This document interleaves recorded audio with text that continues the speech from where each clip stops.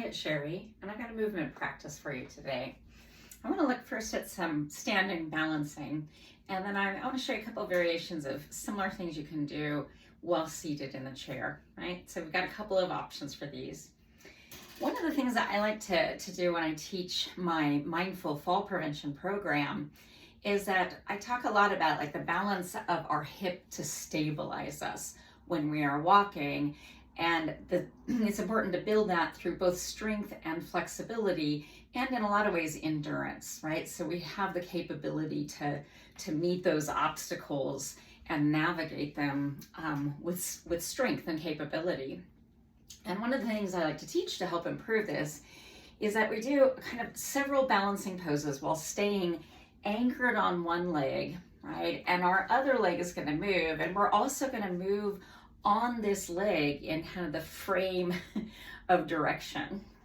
So you can see I've got a chair here handy. I have the back 2 feet of the chair on the mat. And why I like that, right? You can see if I lean into that, that chair is not going to go sliding. Really quick though to call out, I was making sure I had this door frame on camera today, because a great place to practice these balancing poses is to set yourself right in the door frame, right? And if this feels a little too narrow, you might come into a hallway and put your hands on either side of the wall, just like you could do either side of the door frame, to have a really stable support for practicing standing balancing poses. But 2 feet of a chair on a yoga mat works pretty well. So like many of standing balancing poses, right, we're gonna take this mountain pose here, and then it's not like we just move the mountain pose over. We're really grounding down, and I'm almost with a sense letting this leg become light when I lift it up in the air, right? Now here's our first balancing pose. Maybe I'm gonna take the arms away. Maybe I'll take them up, right? Now I'm gonna start to shift. Here's one of those times we're gonna pivot on the top of the leg. I'm gonna bow over. See how I just bring the hand to the chair while I do this bow? Now, a little extra adventure here is keeping that left leg, my leg here bent, my foot facing the sky. And now I'm gonna extend the toes out into a warrior 3 pose, is what this often is called. And you can see if I get a little wobbly, I put one hand on the chair. Now I'm gonna bend that knee again, flex the foot back. And once again, I'm gonna pivot on this leg I'm standing and bring this leg up in front again. So inhale and open up wide. Now I'm gonna twist towards that upright leg. And I had a big wobble there. Hand goes to the chair. I just check, am I stable yet? Maybe. And if it does feel stable, here we go. I can take that arm behind. And then we're gonna do one more. So in that transition, there's that big wobble. I bring the hand to the chair, kind of stabilize. A good trick you can do with the chair is once you have the knee up, slide that chair to your knee, and now let the knee press out. If you're doing this near a wall, you can actually put that knee moving outwards to the wall. Once you are grounded, and you see me kind of get longer there through my hip, I'm pushing down through my down leg, lengthening. Okay, and now I'm gonna finally step off of that one leg back to 2 legs.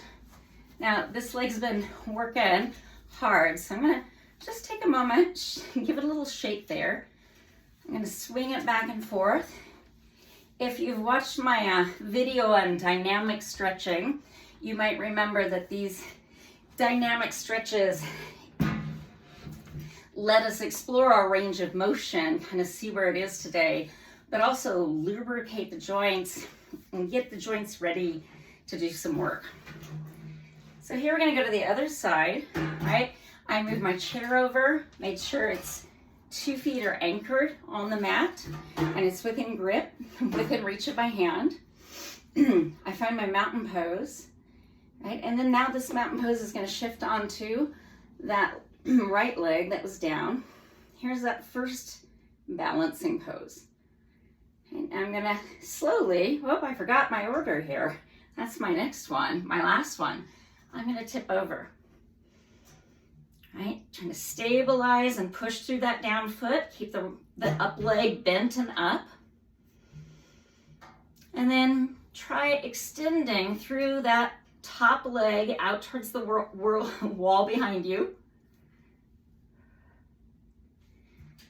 Okay, now here comes the pivot.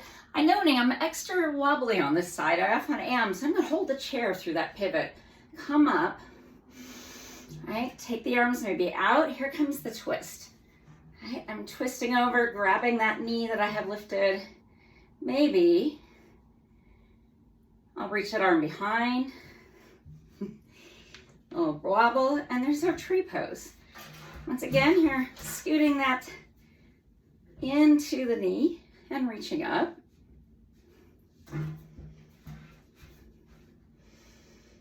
have a whole video on tree pose if you want to break that down a little bit more, right? And let yourself release out of that. So staying stabilized on the one hip and moving around like that really helps build the strength of our hips to support us. I'm going to do a quick little version of some of these kind of options in the chair that might feel good.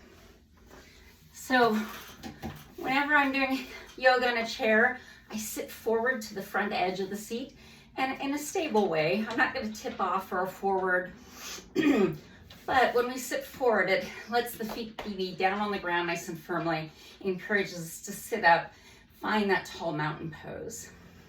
So we'll start with the one I just mentioned. There's a whole video on these, right? You can do your version of tree pose like this. If you've got knees and other joints that are hypermobile, you really got to do a lift in your thigh if you're crossing the leg onto the other leg. Right, so some versions there. Right, that might look like that. And you can see, right? This leg comes on, you can see that my down leg go down. And then here I lift in the thigh and I'm lifting that knee up, stabilizing these joints of mine that are hypermobile. And so those are some seated trees. Let's look at a couple of those other poses we did, right? We did a warrior three. And one way, I kind of like to do warrior three seated, right? One knee steps down a little bit and we reach up right in front of us, right? So I'm gonna just tap that knee down, reach up, right? Sometimes when I'm doing these, they feel good to kind of have a little twist. That can feel good.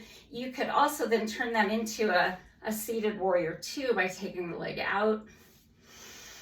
You could do another type of warrior, right? Dipping that knee down even further down.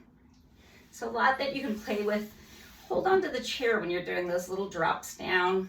Right here on this side, right? I might do a little drop down, my toes are under, reach up. Maybe I'm gonna play with as a twist. Maybe play with that as a warrior two, right? Or might just bring that in. Let's play with that twisting heron pose. So with this one, I'm gonna push this foot down, lift up this leg, and here I am twisting to that side. I got a little close to the wall, but I'm extending this arm back. Okay? And then I'd come out of that, right? Get nice and tall, lift up, this leg pushes down, I'm lifting up the other leg, and I'm gonna twist to the opposite side here. And then I could bring that back down. If those start to feel easy, right? I'm gonna press down here, lift up, right? Reach out, maybe then extend that leg I'm lifting. Bring that back in and down, press that down, lift up. You can see it, there's a little tip back that's happening. I'm lifting that, and then maybe I'm extending. Okay. And then coming forward and out. So a few versions there of the different poses, both standing and seated. Both of these, even the seated ones, they're gonna help with that strength of our hip, both here in the front of the hip flexor and here in the side in that gluteus medius area. These are a lot of the muscles we use to step out of bed, to get out of cars, to stand up, to sit down with care. I hope you enjoyed this movement practice, and I look forward to practicing again with you soon. Peace, peace, peace.